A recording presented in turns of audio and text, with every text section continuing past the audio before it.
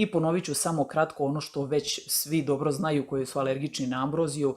Morate da se tuširate svaki dan, čak je poželjno da svakog dana i perete kosu, pa ne bi bilo loše tokom toplih meseci da malo skratite kosu da vam bude lakše. Ne morate uvek prati šamponom, dovoljno je vodom isprati količinu polena koji se zakači na telo. Treba i često da menjate i odeću koju nosite. Poželjno je da nosite laganu odeću, ali koja pokriva veliki deo tela. Naročito se to odnosi na osobe koje imaju urtikariju, crvenilo, svrab na otvorenim delovima kože. Nemojte se rano izjutra šetati, otvarati širom prozore, vrata, jer je tada količina alergena najveća i dostiže neki maksimum oko 12 sati, pa onda lagano pada. Kada je vetrovito, nemojte izlaziti u šetnju, nemojte otvarati prozore, šetajte se posle kiše, jer je tada količina alergena najmanja.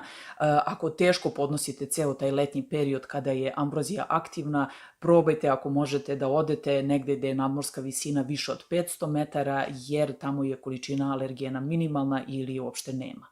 I poslednje, ali veoma važno što morate zapamtiti je da morate da se nalivate sa vodom. Znači morate da pijete velike količine tečnosti, pogotovo kad je letnji period između 2,5 i 3 litre vode na dan. Kada imate dovoljno vode u telu, onda će telo manje burno reagovati i manje oslobađati histamin iz onih mastocita iz ćelija koje burno reaguju na alergen kao što je ambrozija.